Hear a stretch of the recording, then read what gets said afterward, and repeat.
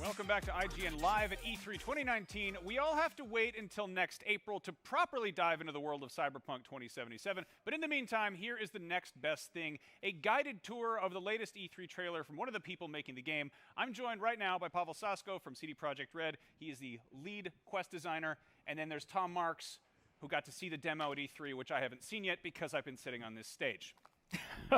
Can't win them all. Now, we have this whole trailer here, which is very cool.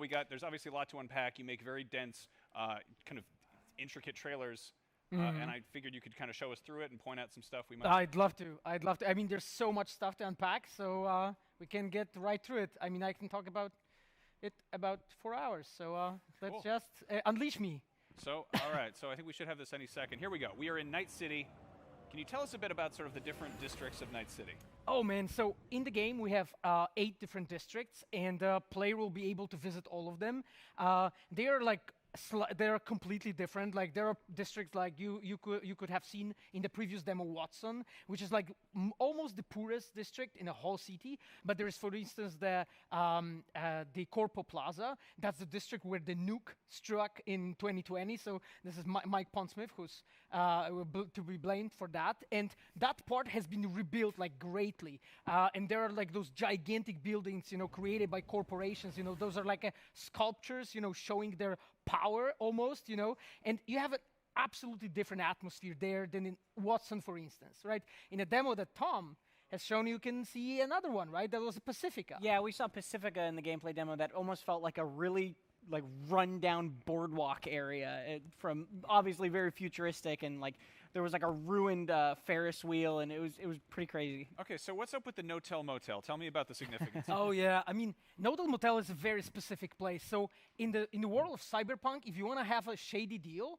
you like go to the place where nobody can spot you. And basically, this is a place that is run by AI, and there is no humans who are running this place, so pretty much nobody knows that you're there. And Notel Motel is a place where like people are making deals, and they're like scheduling meetings there together to like discuss things and so on. And our main character V has a scheduled meeting there with Dex. Well, schedule is maybe a big word. Like he's supposed to show up there and tell them what has happened regarding the deal. Okay, and so V and Dex are having this deal here.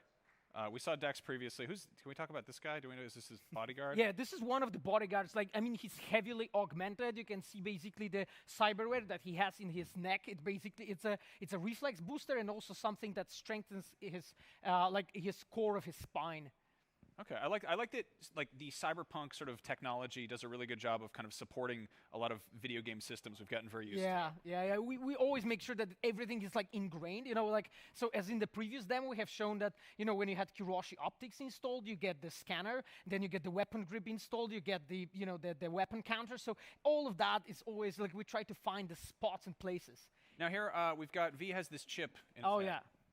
So the chip is extremely important for the main story, so I need to be careful not to spoil absolutely the most important parts of the game. But the chip is something that the V has been sent for to brought in for Dex, and it didn't really work out the way it should be, right? Something happened, and this is very experimental technology. And the chip actually was a big part of, and again, I won't spoil anything either, but it was a big part of the demo we saw. So this trailer is actually basically just a cutscene that comes pretty much before what we play, or not played, but saw. So actually in the game, this is a part of the game. Like in the game, you will be actually able to play the quest that tells this story that we were just watching. Like this trailer is a third-person perspective trailer of that quest that you'll be able to play. Gotcha. So it's not an exact cutscene. I was gonna exactly. ask sort of comparatively. You guys showed off the Killing Monsters trailer for Witcher 3 a while back, which was sort of a very very polished kind of representation of one of those quests. Would you say this is sort of a similar situation? Yes, it is a similar situation, but this one is way closer because it tells the story from the game, an actual one, a very important one. Oh, and right now we have on the shot Delamain. Delamain is a corporate is a car, pretty much. He's an AI that runs basically taxis in a night city, and you can get the Delamain taxi, and this is a car that can enter a combat mode. So basically, if you want to do something that you will need a protection against the firepower, you get Delamain. He arrives there, and you sign up the contract with him, and he's ought to protect you, right? And here in the trailer, he says that Jackie is in a critical state, and he requires instant assistance, instant medical assistance, right? And you can see, and the relationship between you and Delamain is also developed in the game way more. So and he's like a self-driving Uber tank that is your friend. Exactly. That's I'm into exactly what it is. Right on. Right okay, on. so right out here, obviously everything goes sideways. How does the combat choreography how does that compare to how it is in the game? Oh man, I mean, so it's super interesting. So for the combat here, we are using the company of the stuntman that we've been using since Witcher 1. It's Maciej Kwiatkowski, the guy who did all the animations for Geralt. So he's V here. And this guy is amazing. He can fight with fucking everything, like that you can come up with, literally. And we've been making sure that that the choreography is set up in a way that this big guy, the Dex's bodyguard, is like breaking up the blade in a way that there's no physical way for V to protect himself, right? You can see the gorilla arms that the guy has installed. This is also something that we've shown in the demo this year. And yeah, you can see that at the moment when the gorilla arms. If you were to fight a cyborg with actual knife hands, this would be like a good way to actually go about it. This is a realistic representation, and this is yeah, it gets very sad here. Exactly. We got a shot here. After all this, we got a shot of Dex's assistant, who's behind that box there. What's up with her? Yeah, so she's T-Buck. She's one of our supporters, and well, I mean, it turns out that she was not entirely having our back. And what she does here, she presents one of the skills of the Netrunner, and she's hacking us. The thing is that she has access to our network, because before we've been hooked up. It's the quest that you will play up in the game, so you'll find out why and what happened. But basically, we were together in one network, and she is able now access our network and start hacking our cyberware. And she starts, as you see, like, she basically forces these Mantis blade to, like, collapse, you know, and go back, but of course V manages to shoot her. Okay, so finally, the big reveal, in addition to, I don't know, a release date and a kick-ass video game, was that you put Keanu Reeves in it, and he's playing Johnny Silverhand. Yes. Johnny Silverhand is a frontman of a samurai band. It's like an iconic chrome rock band from 2020. And he's a literal, like a cyberpunk rocker, basically. Exactly.